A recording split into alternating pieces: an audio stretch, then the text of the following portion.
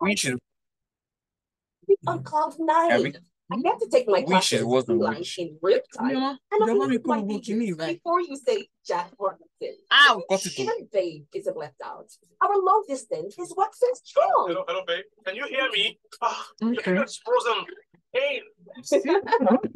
We don't start here. This life is a breeze. Experience the wonders of FTN 5G, hyper-fast internet connection with low bot rate, zero lag, and quality data capabilities like never seen before. No Pichuchu, not FTN 5G. Now available on iPhone. MTN. What are we doing today? Huh? What are we doing today? We don't. Listen to this to understand the amazing power of 5G.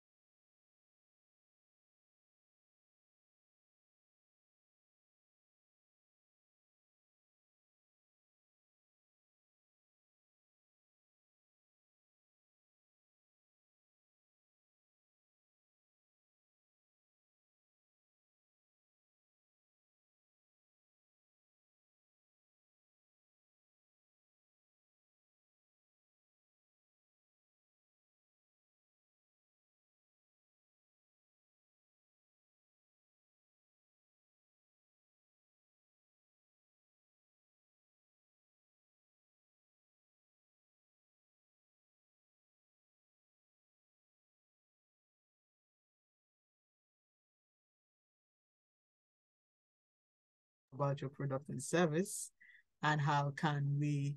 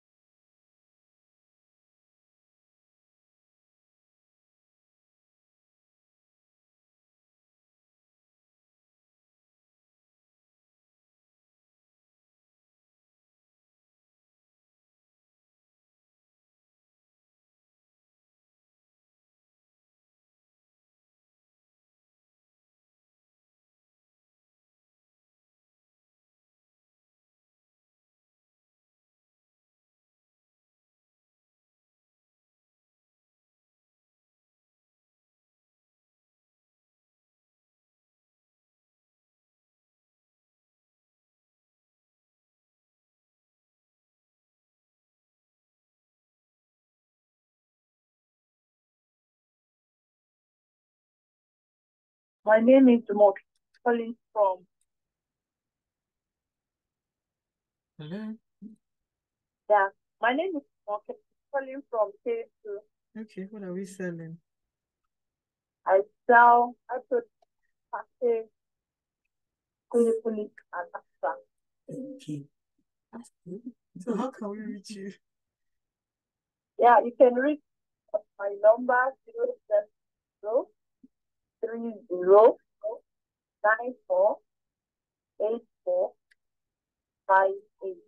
Thank you.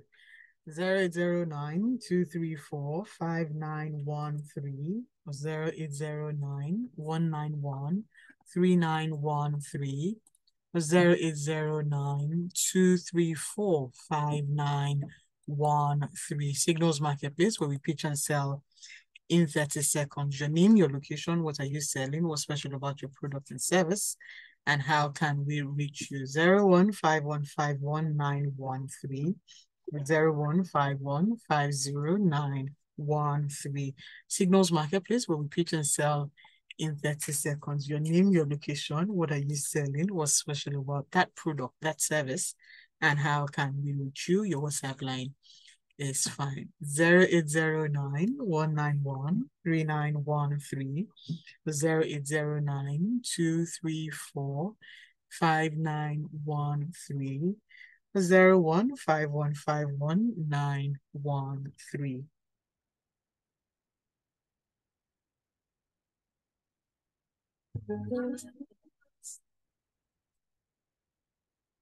Signals Marketplace, your name, your location, what are you selling, what's special about your product and service, and how can we reach you? Your WhatsApp line is fine. 0809-234-5913, 015151-913, or 015151-913. Or call us 0809-191-3913, or 0809-191-3913, 0809-222, that's 2 in 3 places, 0913, 0809-234-5913. Signals Marketplace will repeat and sell in 30 seconds. I hope you're not caught in the rain so that we can hear you if you're caught in the rain. Sorry. Signals Marketplace will repeat and sell in 30 seconds.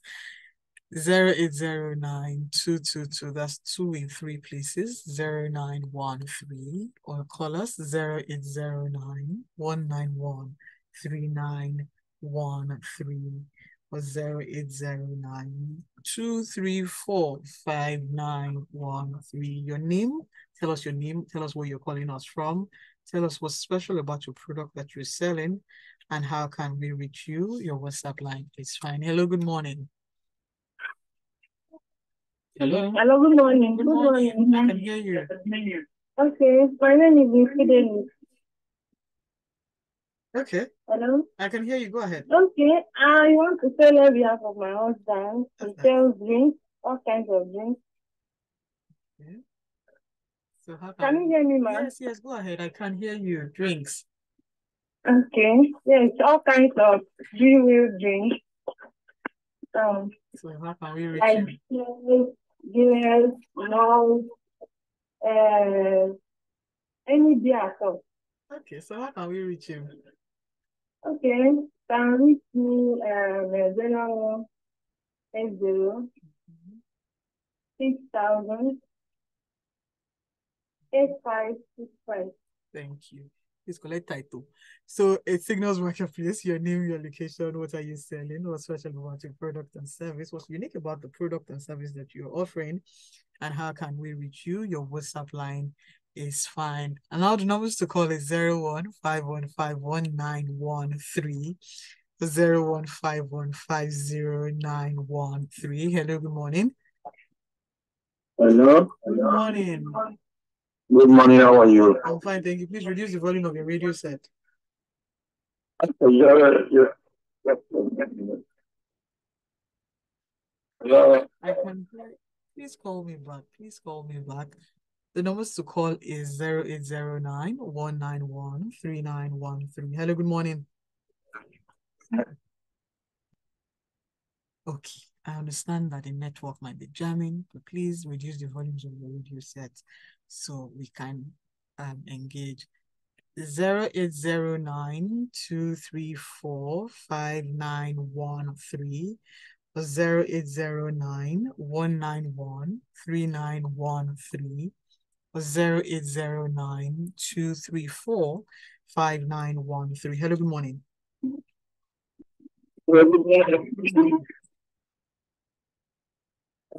I can hear you. Good morning. Your name, where are you calling us from? My name is Fresh. Different. From Philly, Jota. I feel like I make footwear. I make footwear. What kind of farm you want? Okay. Hello? How can we reach you? Okay, you can reach me on 081 64 31 67. Thank you. Hello, good morning. Hello? Hello, good morning, ma'am. Good morning, mom. How are you? I'm fine. What's your name and where are you calling us from? Yeah, I'm Deborah Adewunmi. I was calling from Alapere. Hey, so what are we selling this morning? Yeah, I'm into ladies stuff like bags, shoes, wigs, and ladies accessories, ladies loungewear, and spectrum. So how can we reach you? Yes, ma'am. We are located at number 6, Bella Olojuni, Alapere, K2. Please, ma, give us your number. Okay, ma'am. 080 60 47 1707. Thank you. Well, that was good. 0809-191-3913 or 0809-234-5913. Hello, good morning. Hello. Hello. Good morning. Good morning. How are you? I'm fine, thank you. Your name and where are you calling us from? Okay, this is Hawaii Bar and Lodge Okay. at Ojo. Okay. We said cool. If you want to cool yourself, then you can come around. We have a assortment of Nkwobi and cool beer.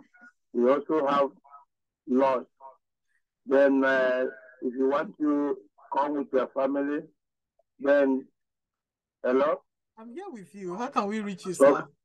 Okay, then if you want to cool yourself, then you can have a room and with air condition. So how can we reach you? Your WhatsApp number? My WhatsApp number is 080 622 522 92. Thank you.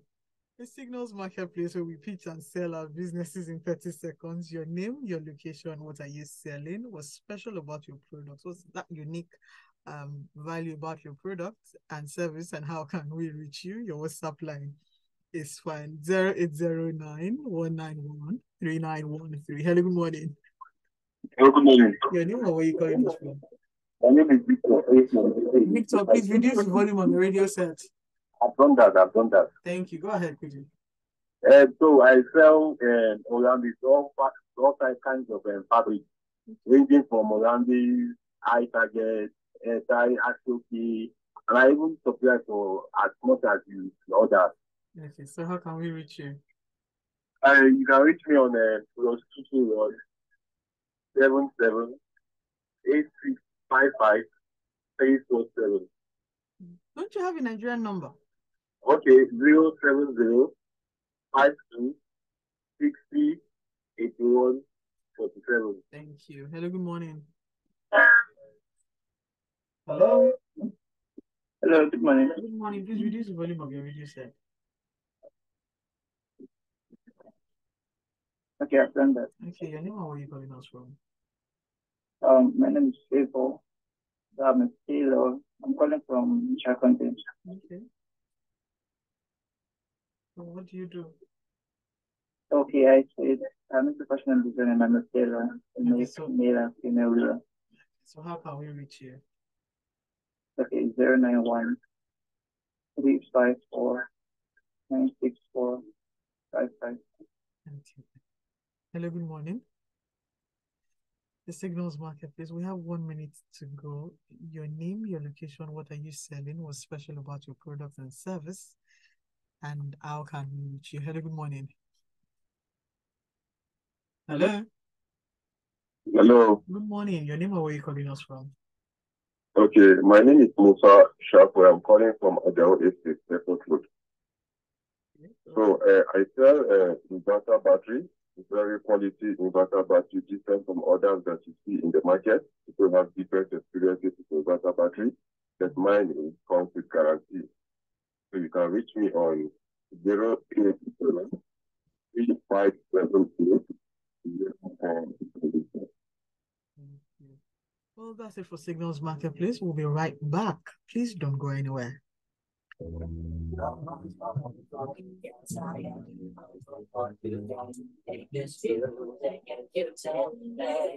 It's midnight, You're on an important call. Okay. Suddenly you hear, you have 1 minute remaining. You quickly check your wallet, and there's no cash. What if you could recharge without cash and even get some bonus? Low on credit? No problem. Recharge your MTN line by downloading my MTN NG app or dial *904# to buy airtime directly from your bank account anytime, any day, and enjoy a 15% bonus on every recharge. Yes, it's that easy. MTN, what are we doing today?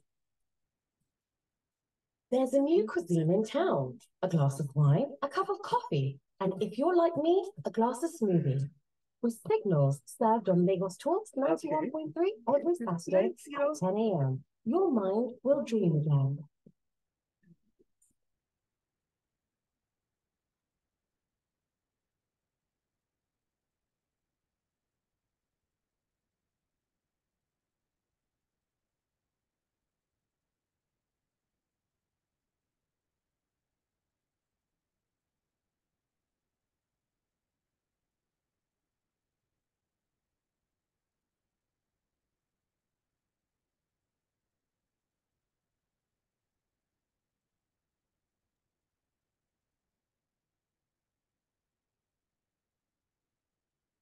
Can you hear me? Yes, I can. Good morning. Morning. Just hold on a second.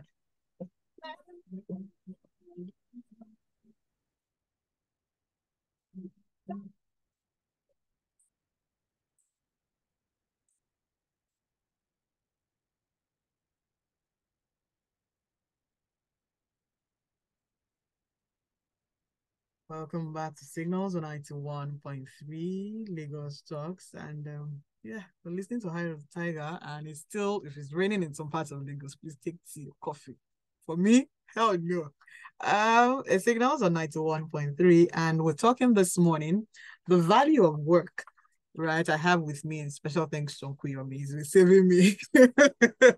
Now, I have with me virtually is an associate director and head of consulting at Agusto & Co. with over 15 years of experience in areas of research, strategy, and consulting. Now, he has worked in various consulting briefs for different companies, is being the lead consulting analyst with the company's telco clients, offering regular briefs to board and management. This briefs involves guiding clients through the changes in the industry, policy implications, competitive landscape, and other issues affecting operators. Is the graduate of accountancy and finance from Yaba Tech and fellow of the Institute of Chartered Accountants of Nigeria, ICANN. Is also an alumnus of the Lagos Business School and Frankfurt Business School Leadership Program. Is led research on industries in agriculture, oil and gas, food and beverage, cement, and several target markets report for foreign investors. I have with me, is the second name this. So we're struggling on how to pronounce the second name, but I have with me Jimi Ogbobine. I hope I got it. Yes, you did. Okay, good. So we are back. Now, welcome to Signals, and we're talking the value of work. Now, this morning, there's something that I saw in your profile that I'd like to start with.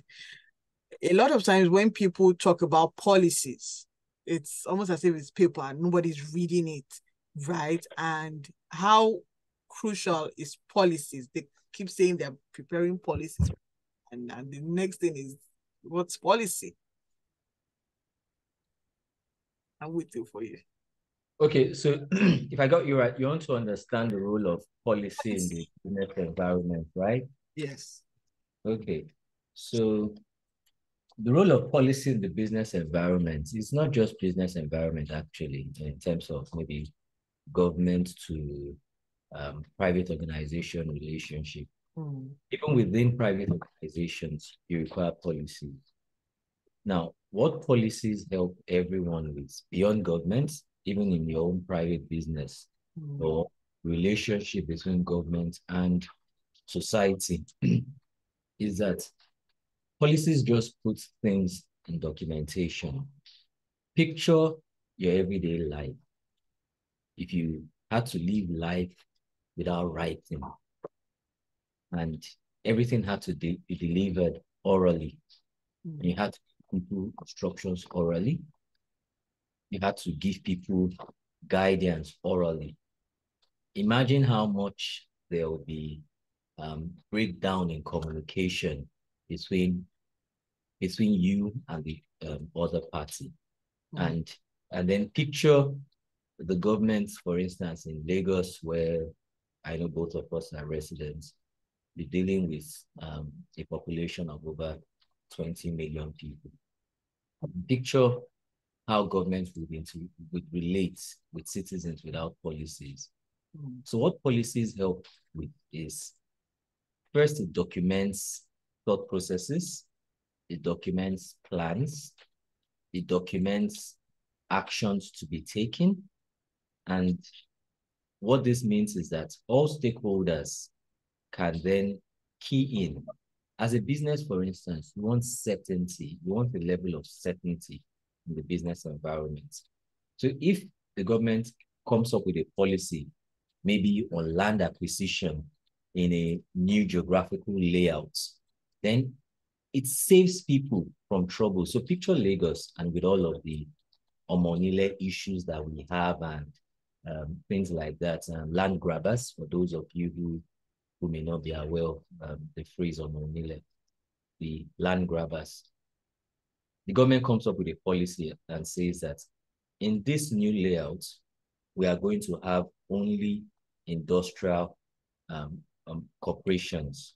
It would only be industrials. There will be no residentials. And the so-called land feudalist is selling a parcel of land to you for residential. And the government policy has stated that this would only be used for industrial. With that policy in hand, where you can review, share with your lawyer, share with your agents and town planner and other key stakeholders involved in maybe that transaction process, then it becomes obvious to everyone that you're about to walk into some form of dark place where you may be hot, because the government policy states that this layout, this new geographical layout, would only be used for certain purposes, and the purpose you intend will not qualify. That's the essence of policy. In order, just to simplify things, what policies do is they make communication easier among stakeholders, not just government to businesses. Even businesses have policies. If you're a small business, for instance, and as your business grows, you employ more people, you'd find out that you may need policies like staff handbook, whereby the staff understand the policies in this office. And the policies cover so much. Dressing, yes, it does. Because some organizations would say, oh, you can dress casually. But if you business meeting with outside parties, that's parties outside of this organization, then you may have to dress formally. And they would even define formal dressing. What formal dressing means? It means a pair of suits, it means a tie, it means this color of shirts, and all of that. It would even determine work hours. It would determine staff welfare, health policy. If staff falls ill, how long will he be away from on the payroll, off the payroll, and situations like that. So that's what's basically policies. Because most times when we hear policy, or government is doing this policy, a company is doing that policy, like it's almost as if it's over your head when we don't even understand. But I like that you're explaining to us like just a simple communication. But here's the thing, with a lot of still on the note of simple communication, right? Most times some of the policies by government, by companies are not being implemented. What do you think stops that? What do you think stops the flow of communication? There's a lot actually. Sometimes maybe the policy ab initio, that's from the very word go. Maybe it wasn't well crafted. Communication now, you see, with policy formulation, there's a whole lot of process, especially when we look at the public sector. There's a whole lot involved.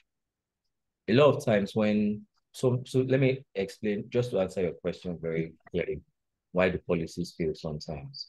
The policies fail sometimes when, remember I said policies are communication documents. This communication follows should follow a process. So I'm a business player in industry X, and the government just comes with a policy. Let me give an instance today. The government comes up with a policy saying that by end of June, because of all of the environmental issues, it's raining today, which is why I'm not even in the studio there with you.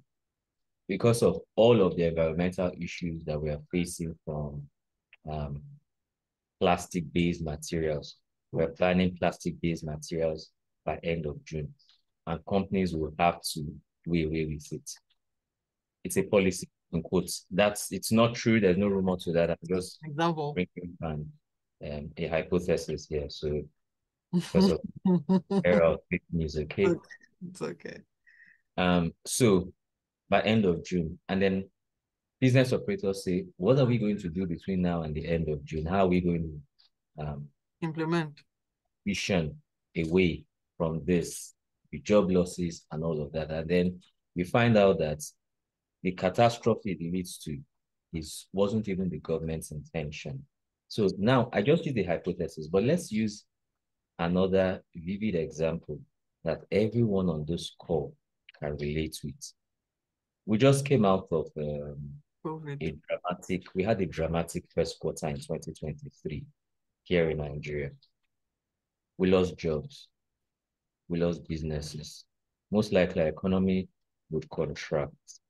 We lost our minds. Yeah, cash crunch, no money. We lost I found myself spending cash this week and I'm like, oh, wow. We lost our sanity. Why? Because of the demonetization policy. Okay? And so if for anyone who's trying to understand the whole policy environment, why policies fail, let's walk through that demonetization policy as a case study. So you just say cash crunch when you don't have money. Just use it. Cash crunch. Okay, sorry. I'm so sorry about that. So I just use the word cash crunch so that it can relate with the wider audience. So the government comes up with this policy that we are going to swap our notes, certain currencies for these new ones. If you had listened to the initial communication by some of the key stakeholders from the policymaking side, you would have heard rhetoric like, we're going to swap notes because we want to curb election, we want to curb inducements in the election process. So the first thing you ask yourself is that why you want to change your currency? Because you want to stop inducements in your elections? What I said to myself was, are we going to be changing currency every 4 years? Because except we don't want to continue with this tenure democracy, we have elections every 4 years. So if we're swapping currency because of elections, because we're trying to stop election inducement and voter inducement, then it seems to me that we would have to change currencies every 4 years. That was one. So the motive behind the policy may have been somewhat flawed, and that argument was quite weak.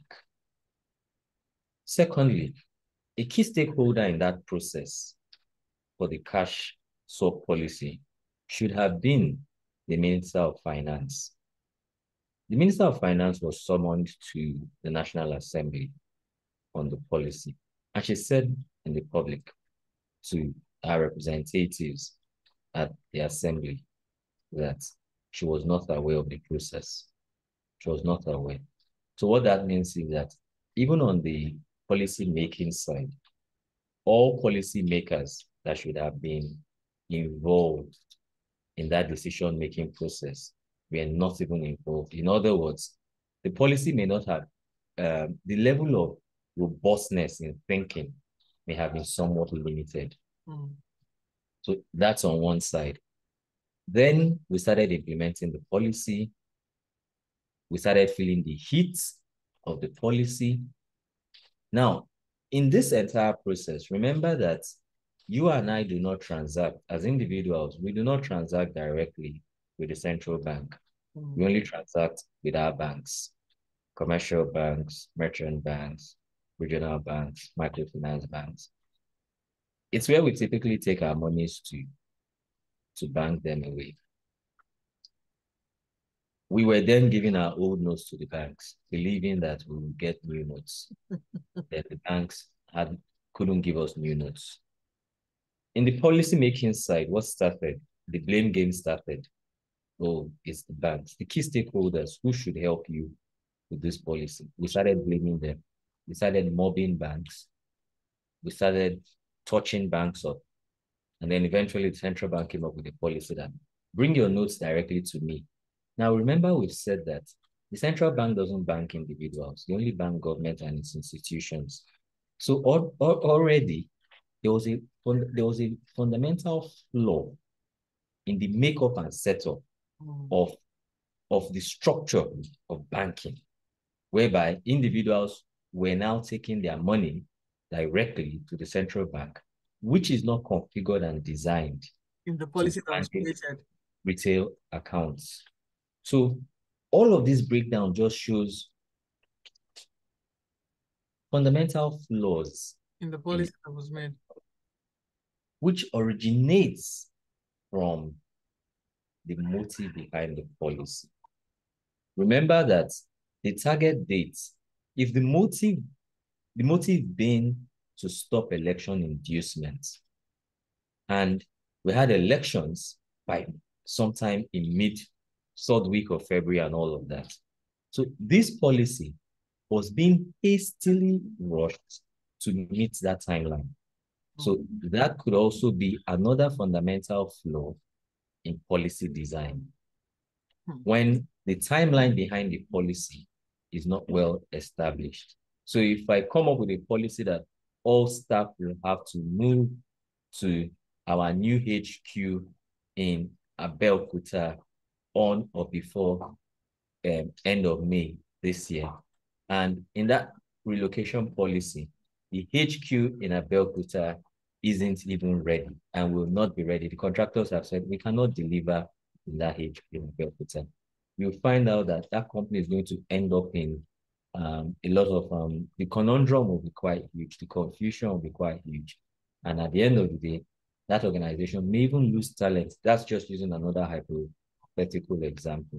So I hope this explains. It sort of helps. Now, so policy means that communication, explaining the simple way that communication can go. So if there's a break in it, it means that communication was not well taught us. That's what policy means. Because so that besides we hear policies and all of that. Now we're talking value of work. Now with your over 15 years of experience in areas of research, strategy, and consulting, has working for that period of time affected you? What has it done to you? Because we're talking value of work. It's been quite good. For someone who read accountancy and finance, and you're doing research strategy, oh yeah, start explaining gradually. Okay, so it wasn't my call actually to do accounting. Many accountants will tell you it's a boring subject that doesn't, it's a rule-based subject. This is the rule, this is the rule. You have to follow the rules. And if you study accounting from after your first or second class in accounting, they're already teaching you all of the rules and the principles which do not leave sufficient room for interpretation outside of the cast and stone interpretation. So you start learning the so-called double entry principle in quotes is actually a rule. It's a principle, but you cannot bring your interpretation to the principle. You have to just take what you get. So I started with accounting in a small Swiss chemical company, and the company was exposed to the textile industry, and there was a contagion. As the textile industry contracted, the subs within its value chain obviously suffered some contagion from the contraction of the textile industry. But I'd always liked critical thinking.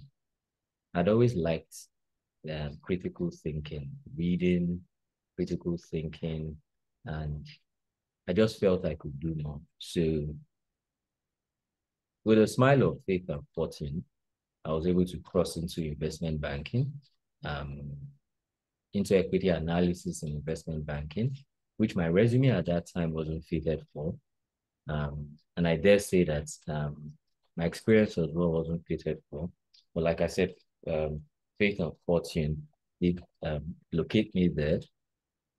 And after that, I just tried to put in the work to become a square peg in a square hole. I just tried to put in the work. And consulting, research, investment banking is a very grueling space. Hard knock space, very tasking space. And for those who will enjoy it, then they'll have to put in the work. Okay. There's no... Now, because we're talking work, what do you think is the value of work? To you, what is value of work? It's very hard to interpret. So permits the level of subjectiveness I would bring into interpretation. Because people value work in different ways. Some value work from the networks that they make at work. Some value work from the fulfillment the work gives. Some value work from the fact that work expels idleness. Okay. So if you've ever faced unemployment and been at home and everyone leaves all the house tasks that inglorious, uncomplimentary house tasks to you. You know, we live in a country where, at least back then, you could have the utility staff from the power company come and cut the light because they didn't see the bill and all of that. Oh, ask you, who is at home? Not because you haven't paid your bill, but because the bill wasn't pasted at the gate of the house. And you wonder that you came from your office, did you come with a schedule of the debtors? Why are you cutting everyone's electricity? So it's the person who's at home that ought to have protected the household from such misfortune of being disconnected from the grid, even though you had paid. And it could turn out to be the unemployed fellow at home. So for some people, having experienced that, oh, it's raining, please, like it's raining now. Oh, please pick up the clothes from the cloth line. You're the only one at home. That can so be frustrating. It is so annoying. And then everybody is going out in the morning and you're the only one left at home. I wonder what's happening with my life. Yes. So the value of work for such a person at such a time can just be, this work bailed me out from idleness, basically, and all of the seeming disregard that comes from idleness. And then for some as well, work could also mean that the value of work for some could be the esteem work brings. Yes, because work does bring esteem. Could also be the esteem work brings. And for some, it could also be the financial reward for the work. Like I said, this is subjective. So it could also be you pick and choose all of, from here and there, from all I've said. For someone, and you meet someone who has worked maybe straight from maybe when he graduated, even if he suffered unemployment for a short bit or even a long bit, someone who has worked 5-7 years straight. For that person, for instance, even if the motive or the value of work at the beginning of the journey was that work bailed the one from idleness and unemployment, after X number of years straight, then you begin to forget that initial value that work brings. And it's even possible that someone who said, I need to work because I'm tired of idleness, could even say tomorrow that, I'm tired of work. I want to take time off to free my head. And basically, I want to return to idleness, the same thing that once haunted me. Yeah. I think I've worked hard enough, I've worked long enough, and I've probably saved well enough to want to return to idleness again, basically, in quotes. because at least you've worked for a number of years. You want to rest and say, okay, before I go back into the workplace. Well, but okay. So that also happens. So people view the value of work from different perspectives. Okay, like I said, esteem, networks, bailout from idleness, financial rewards. Then the very, very importantly, what the value of work would also mean that after you've stepped up, you've stepped up from all of some of these layers I've already described, you begin to create value, maybe in the work you do. You begin to create value.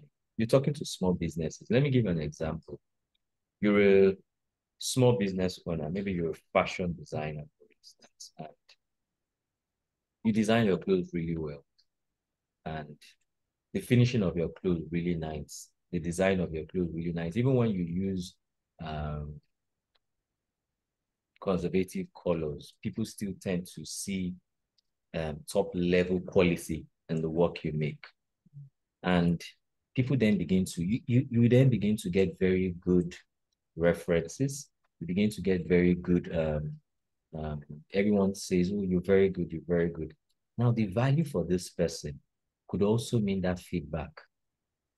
The fulfillment that comes with that level of creativity. An artist, for instance, who's just painting and not even selling what he's painting, he's just making some of the most creative artworks out there. The value of work for this person may not be the financial reward. It could be the level of creativity attached to this outcome, to the painting. It could also be the thought process of creating a legacy that would stand. So imagine how Ibeniwu would have felt, or the thoughts in his mind decades ago when he was coming up with the paintings. For some people, like I've said, could also come with legacy. You create an organization today, and that organization lasts your entire lifetime such that you can retire and even live off the proceeds, maybe especially in form of dividends that come from that organization. With that organization, you can get to employ people and create value for others. And you can get to bequeath that organization to another generation. For some, that's the value of work. So as things evolve over time, you find out that the value of work for individuals and for people also tends to evolve over time as well. So what may be value to you at the beginning of your journey, it shouldn't still be the same value you're looking for maybe 5 to 10 years into your journey. Your value should actually migrate and hopefully migrate upwards. Okay, so let's quickly talk about so that I don't forget where you're coming from. Let's talk about gender diversity in corporate leadership, and tell us more about it. Because for me, I know that when I was growing up, I'll see picture of men and they're one female, and I'm wondering, why don't we have plenty women? And even till now. So tell us a bit about that. Okay, so let me give a bit of background into that question so that the rest of the audience can understand where we're coming from and where you got that question from. So I work at Agusto Consulting, and Agusto Consulting just published a report on gender diversity in Nigeria, corporate leadership in Nigeria. The report is free, so you can go on our website and get to read the reports. So what we did in that report was we looked at the top 25 companies in Nigeria. And just as you're wondering, how did we get to define the top 25 companies? We looked at the market capitalization. So there's companies have value. Their shares are traded, and then they end up with a price. And that price leads to the market value. So we looked at, your market capitalization basically defines your value. So we looked at the top 25 in end of 2022. And we looked at their data 5 years backwards, looking at their boards of directors, the gender of the boards, and by gender, we mean male and female. So we looked at the gender diversity of the board. We looked at Nigerian data, but we said, okay, we can't just look at Nigeria in isolation. Let's look at other countries so that we can evaluate Nigeria. We looked at South Africa. We said, okay, we claim to be the largest economy in Africa.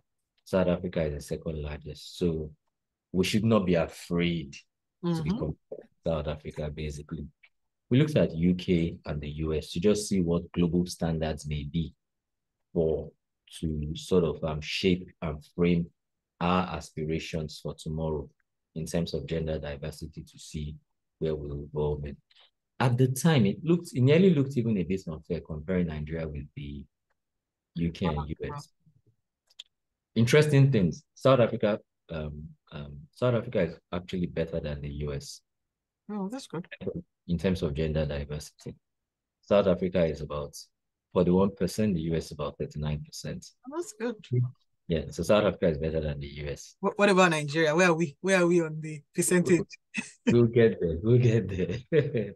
But let me just answer quickly. Nigeria is 25%. So we still have a lot more work to do. Yes, especially if we're evaluating ourselves vis-a-vis South Africa. Okay. On one end, we're making progress because 2018, we started our journey from 18%. And we've just been adding inch by inch. A percentage or two every year in those 5 years. But we're making steady progress. 18 to 20 to 21 to 23 in 2020, and then to 25% in 2022. We're making steady, but unsatisfactory progress. Okay. So I'd like to clarify that way. Steady, but unsatisfactory progress. And part of the reasons why we're making steady progress, and because when we begin to unbundle the numbers, even the so-called 18 to 25% in 5 years, what's masking that number is the performance of the top players. Okay. So you've got a UBA, for instance, that has half its board male and the other half female. It's the highest in Nigeria. So it's gender balanced. Yes, 50-50. You've got a Lafarge, a French multinational, 45% female, 55% male. You've got Nigerian breweries as well, 45% female, 55% male. You've got Guinness, about 41% female, 59% male. But if you observe outside of UBA, the companies I just called, Stanbic IBTC has also got 41% female and 59% male, and then Access Corporation. So those are the top 6. Access Corporation, 38% female, and let me ask you this. While now I appreciate at least we're seeing upcoming. Now, what do you think is stopping us from having a proper balanced gender diversity in workplaces? Remember that as a country, we're cultural. Is it that, oh, so women is coming to take over? Like, it's almost as if they're coming to take over. Why don't we have more women in the boardroom? Interesting question. And I think that question explains, the very thought of that question explains why we don't have more women in the boardroom. Okay, so we should go and for all of our mothers and our aunties. No. I'll explain it from an angle that everyone isn't looking at. One of the focus of civil society, the gender advocates, is women in leadership. But I'm going to come from a very different perspective to look at the issue. And this perspective came from a pragmatic experience I had. I've got some level of military background, and in the military, if you do not join the service, maybe in the Navy, for instance, if you do not join the service as a second lieutenant, if you join the army, you do not join the army as a young officer, then there's no way you can become a general in the army. So if you join the Navy, you don't join as a second lieutenant. There's no way you can become an admiral in the Navy. Okay? So if you look at the leadership of the military, for instance, and you say, hierarchy. We do not have enough women in the leadership. What are you talking about? You don't have enough women as young officers. You can't be talking about, how do you become leaders? How do you become a general in the army if you weren't once a captain or a major and a lieutenant colonel and all of that, what do you have enough lieutenant colonels? Do you have enough colonels? Do you have enough majors? Do you have enough captains? Take it down the line.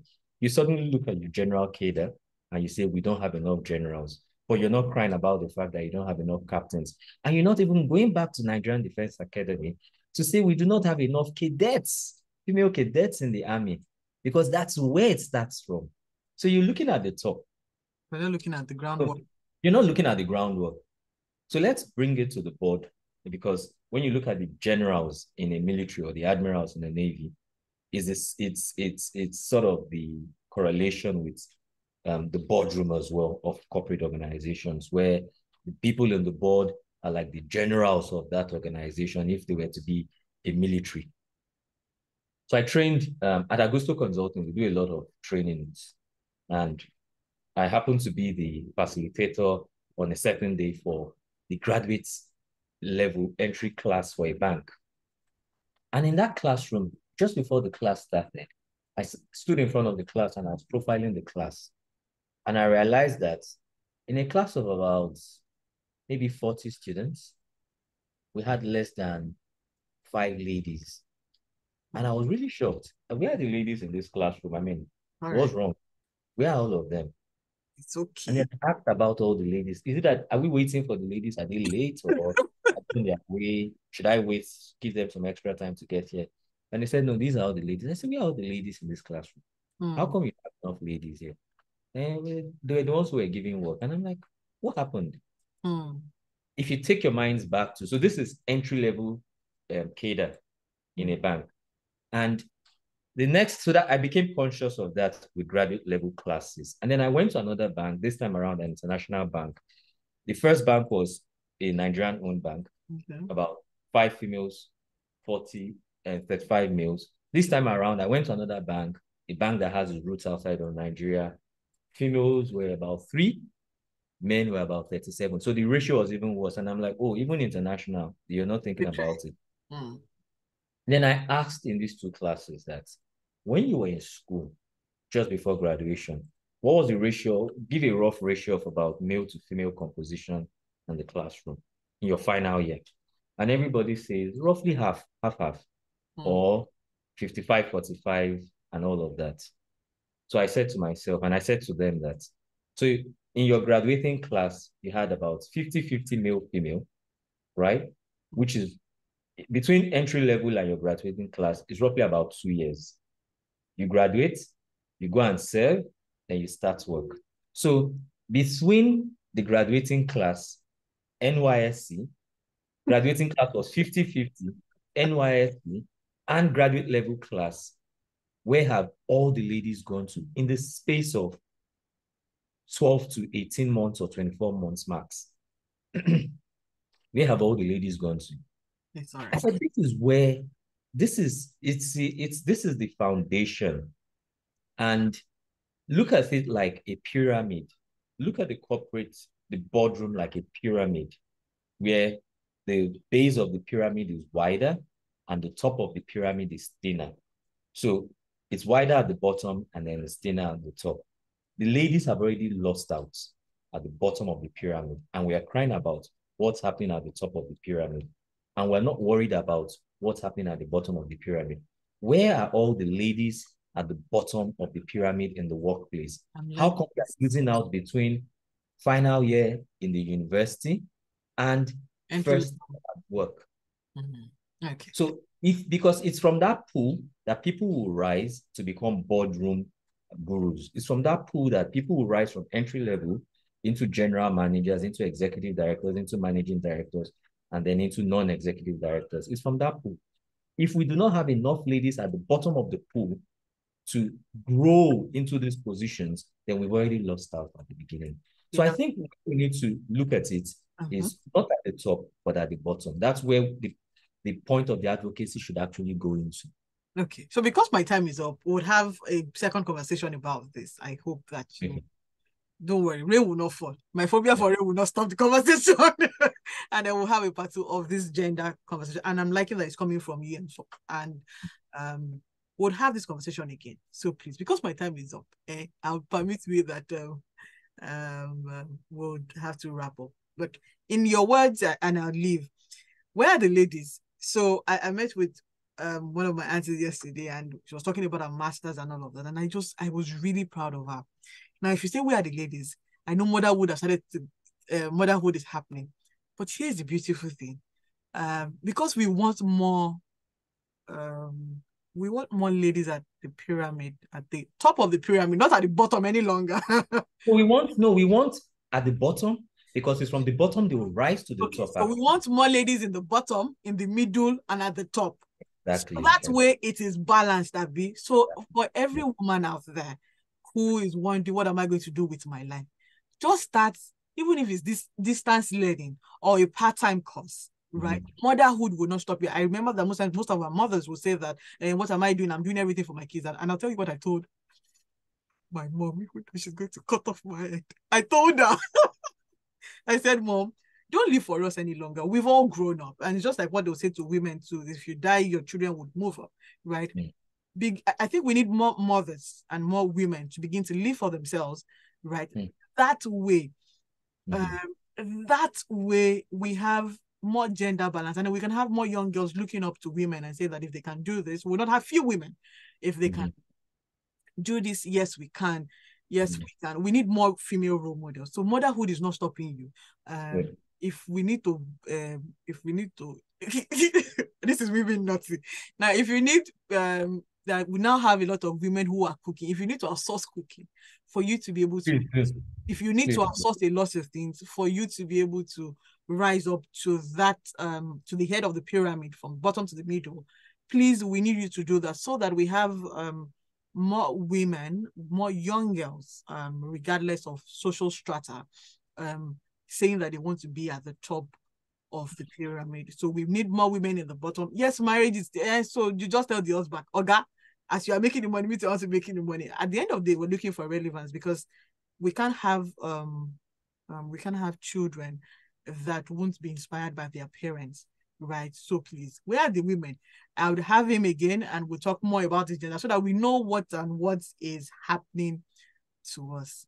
We need more women in the boardroom. We need more women in the boardroom to help negotiate. It's not about gender wars. It's not gender wars. What we're looking for, it's not a war. It's not a war. What we're looking for is more women. Diversity. Yes. See, just leave that diversity first. Let us even tell them that, see, if you come at the bottom and you begin to rise through the leadership, that way, when you're going to school, and I say, that's my mom, that's my mom, that's my mom. It has a way of working on the psyche of young children. So thank you so much. We'll have a part 2 again. And to everyone who has listened in, I did not open the phone lines, I beg. We'll continue again next week, Saturday. Where are the ladies? Jimi will tell us more so that we know the statistics that we are dealing with. And then we're more inspired to be able to reach for a skill, to be able to reach for that course. If you're not doing anything, we're talking the value of work. If you're not doing anything at the moment, try and get your hands to do something, and you'll be amazed at what you'll become with what you have in your hands. Have a wonderful day. Great can come from anywhere. Create opportunities for people, and because people will be people, keep creating opportunities. Have a wonderful day. Thank you. Thank you so much. So we'll talk after the program. Okay. Thank you. Cheers. Bye.